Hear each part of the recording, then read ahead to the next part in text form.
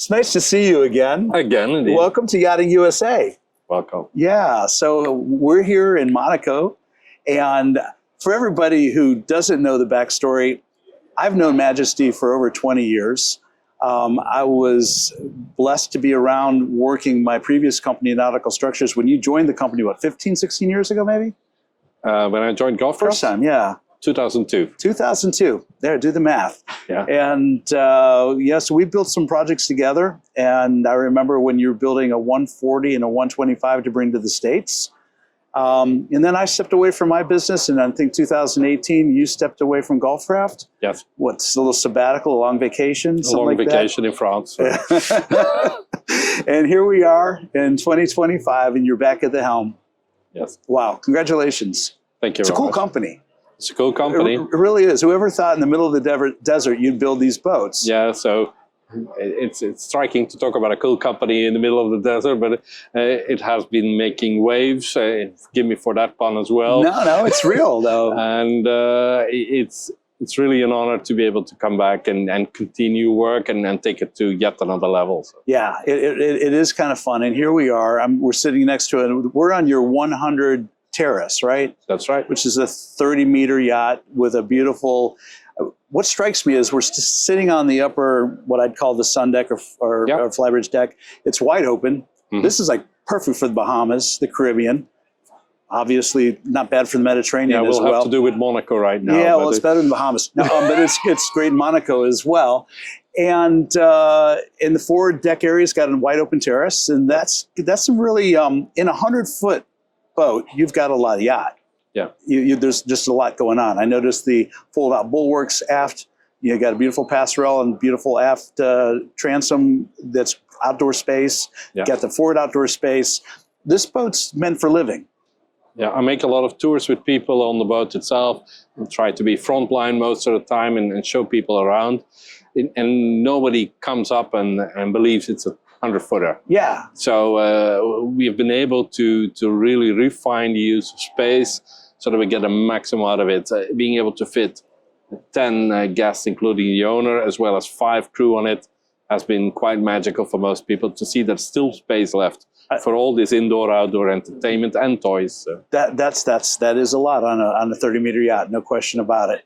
Wow. And so when you look at 78-footers, one of the big concerns that people had is when they grow up in size, they move up in size, that they come into a 100-foot segment, they lose a lot of the privacy on board because they go from a crew of 2-3 people to 5, and suddenly they're never alone. Right. And creating that privatized terrace connected to the owner's suite has actually been a key to restore some of that private life on board. Compartmentalize the forward portion of the boat. Exactly. Right. No, that makes perfect sense to me for sure. And like you said, you can carry 10 passengers on this boat. That's a lot. That's a lot. And 5 crew, which is good to support all of that. And also charter use, if that would be envisaged. Right. Well, yeah, because these boats, if they are able to be built commercial and flagged commercially, then there's certainly a revenue stream to that. There's monetization of the asset if you can put her in charter. And so if this has been built to allow for that, then that's a double win. Yeah. So obviously, my conversations are international. Probably half of my interviews are with people on this side of the pond. But I do like to put the focus on the U.S. market. I mean, you look at the percentage of U.S. owners that own yachts, it's large. Yes. And there's no question we drive the industry in a lot of metrics by predominantly use and operation and somewhat some infrastructure. What do you guys look at or think about when you're building for vessels that are going to be exported to the States? What do you think is important? So first, the U.S. market is an important market for us. It is by far the largest yachting market, especially for large yachts in the world. And that's why we were looking for the right partnership to address that market and to be able to lift also the customer experience in those markets for these boats that are increasingly complex and better equipped with time. And so when we announced 2-3 weeks ago the exclusive partnership with Denison Yachts, it was with the clients all over the States in mind and what they are expecting from yachting. A 360-degree care in terms of assistance on crewing, maybe even charter, looking for a berth, the maintenance, the aftermarket, because people are looking to buy or get a holiday and not buying a product. We're just doing one small aspect of it. We build the boat. Right. And we support the product, but we are not able to cater to all the specific demands the client has in order for him to have a great holiday on the water. So that was one key aspect already, to look for the right partner who's also feeding back to us the specific demands and requirements from that market. Well, you've got an amazing partner with Denison Yachting. Bobby Dennis and I go way back, as do his father and I, and it's a yachting family, a yachting heritage and tradition. And he's sold the business, but he's still the DNA of the business, and it's his vision, it's his insight, his creativity that has really allowed Denison Yachting to scale. And this is a perfect marriage between what you guys are doing and what they do.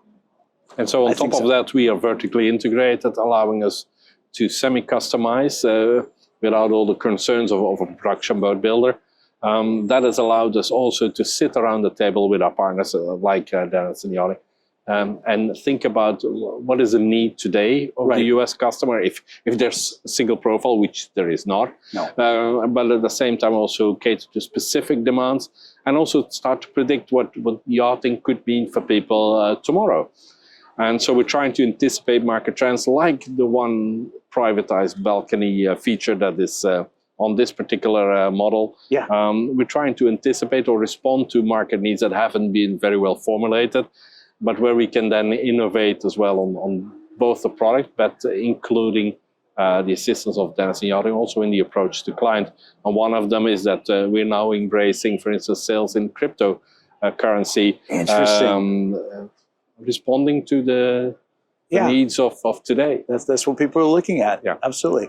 I've seemed to notice a trend too of less is more. And what I mean by that is these 100-foot boats are becoming more interesting. They're like we spoke of earlier, there's more features, there's more elements you see in larger yachts, but you're not that far away from those days where you could own or operate the boat. You still want crew, but and I see that trend in the industry happening right now. With Majesty, are you still looking at bigger boats? Are you going to work in this space, or what's that look like in your future production? Well, we have a range that starts, and it's all composite what we do, from 35 foot up to 175 foot. So we have a wide range of products, and we're here on only the Superyachts and only the Majesty brand. Right. But we have other brands as well: Oryx, Silvercat Power, Catamarans. Yeah. We have Nomad Yacht. So we have a lot of different brands as well. But if we focus again on this one, we know that there's two conflicting needs. There is this one is we need more floor space. We need more entertainment space on board. That drives the sizes up. Oh yeah. People want to stay extended period of time on the water, drives the sizes up. So because you need the storage, you need the toys, you need the crew, you need the service level.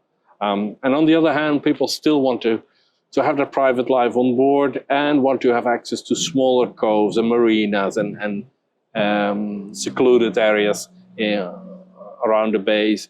So we're trying to cater to those two different needs. It's not always possible on the same product.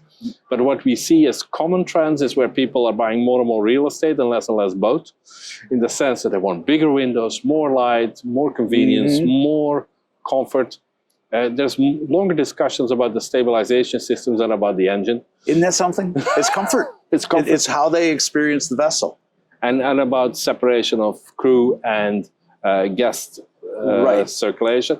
Then there is a more and more discussion about durability and ease of use. So while the complexity of the systems on board continues to increase because the level of service and gadgetry, let me put it that way, increases, they want more reliability and less maintenance, less care. So how do you combine both? Well, it's where we have to do smart engineering and work with suppliers to look for solutions that enhance the life on board, the quality of life on board, yet not complicate matters. Yeah. Sometimes keeping it simple is like the best solution you can actually achieve. And one of the struggles that many shipyards have, because they're subcontracted to so many different vendors, you don't really get to build one consolidated system. Since we do everything in-house, that means that our electrical engineers who are installing the AC are talking to the ones who are installing the navigation system, who are installing the domotica, the automation system for the blinds and the lights. And so all of them are sitting in the same room. So if possible, we will try and integrate as much as possible so that you don't end up with 4 remotes on the table. No, that's intelligent design. That's right. That's absolutely it. That's absolutely it. So I tell you what, Erwin, I'm looking forward to seeing these boats coming across the pond again. And we'll be hanging around the Fort Lauderdale Boat Show. And I believe you've got a boat or two that's going to be in that show. And we look forward to seeing your success in the States. And of course, you're doing it here in Monaco. There's a lot of people looking at this boat right now, and this sister ship, well, it's not a sister ship, it's a slightly bigger boat next door. So, good. Yeah. Next appointment in Fort Lauderdale then. That sounds good to me. All right. Thank you so much Thanks for your having time me. today. And see you there. Have a wonderful day. Bye. All right, until next time, I'm out of here. If your brand belongs in the heart of the yachting world, this is where it happens.